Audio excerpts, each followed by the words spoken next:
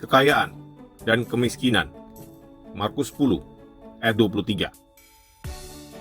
Lalu Yesus memandang murid-muridnya di sekelilingnya dan berkata kepada mereka, "Alangkah sukarnya orang yang beruang masuk ke dalam kerajaan Allah." Salah satu penyataan Tuhan yang paling mengejutkan ialah bahwa sebenarnya hampir tak mungkin bagi seorang kaya untuk masuk kerajaan Tuhan. Kekayaan. 1.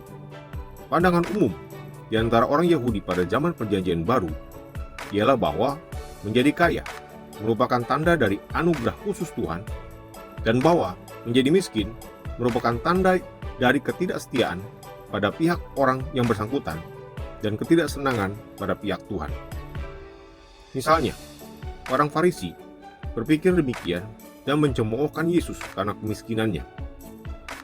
Meskipun gagasan yang tidak benar ini kadang-kadang timbul dalam sejarah gereja Kristen, gagasan tersebut dengan keras ditolak oleh Yesus. 2. Alkitab menyebut tamak dan hal mengejar kekayaan sebagai penyembahan berhala yang berhubungan dengan roh-roh jahat. Oleh karena kuasa roh jahat dihubungkan dengan barang milik, keinginan akan kekayaan dan hal mengejar kekayaan seringkali menimbulkan perhambaan. 3. Dalam pandangan Yesus, kekayaan merupakan suatu rintangan terhadap keselamatan dan kemuridan. Kekayaan memberi rasa keamanan yang palsu, menipu, dan menuntut kesetiaan penuh dari hati kita. Seringkali, orang kaya hidup seakan-akan mereka tidak memerlukan Tuhan. Dengan mengejar kekayaan, kehidupan rohani mereka tercekik, dan mereka dibawa ke dalam pencobaan dan keinginan yang mencelakakan, yang mengakibatkan mereka meninggalkan iman yang menyelamatkan. Terlalu sering orang kaya mengambil keuntungan dari yang miskin. Oleh karena itu, orang Kristen hendaknya jangan ingin menjadi kaya. 4. Menghimpun barang milik material secara egois merupakan petunjuk bahwa hidup ini tidak lagi dipandang dari segi kekekalan.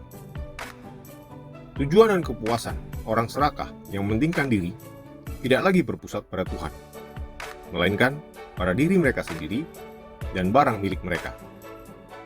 Tragedi istri Lot misalnya, ialah karena ia menaruh kasih sayangnya pada sebuah kota duniawi dan bukan pada sebuah kota surgawi.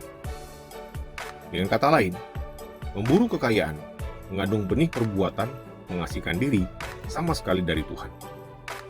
5. Kekayaan sejati bagi orang Kristen terdiri atas iman dan kasih yang dinyatakan dalam penyangkalan diri dan hal mengikut Yesus. Orang yang benar-benar kaya adalah mereka yang telah memperoleh kemerdekaan dari perkara-perkara dunia oleh kepercayaan bahwa Tuhan adalah Bapa mereka dan bahwa Ia tidak akan meninggalkan mereka. 6. Mengenai sikap yang pantas terhadap barang milik dan penggunaannya, maka orang yang benar diwajibkan untuk bersikap setia. Orang Kristen tidak boleh berpegang erat pada barang milik mereka sebagai kekayaan atau jaminan pribadi. Tetapi, mereka harus menyerahkan kekayaan mereka dan menempatkan semua sumber penghasilan mereka ke dalam tangan Tuhan untuk dipergunakan di dalam kerajaannya untuk memajukan maksud Kristus di bumi dan bagi keselamatan dan keperluan orang lain. Demikian, mereka yang memiliki kekayaan dan harta bendawi harus memandang diri mereka sebagai pengurus barang milik Tuhan, serta harus bersikap dermawan, siap sedia untuk membagikan pada orang lain dan kaya dalam kebajikan. 7. Tiap orang Kristen hendaknya menyelidiki hati dan keinginannya sendiri.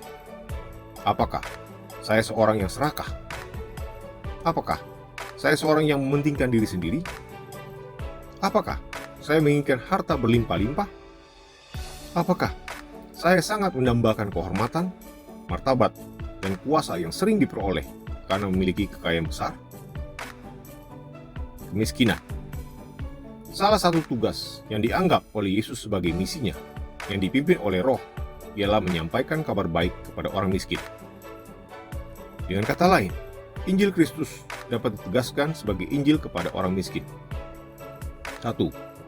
Orang miskin, bahasa Yunaninya tokos, adalah orang yang hidup rendah dan yang menderita di dalam dunia, yang berpaling kepada Tuhan karena kebutuhan yang besar dan mencari pertolongannya.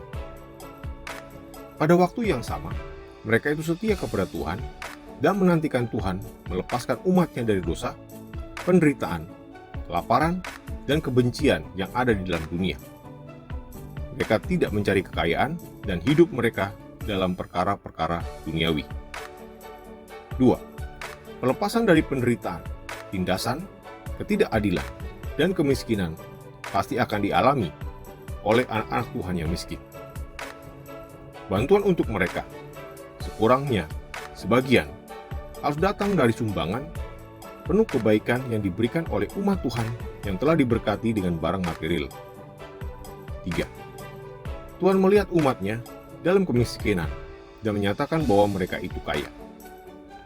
Mereka sama sekali tidak dapat dianggap sebagai orang yang lebih rendah secara rohani atau secara moral.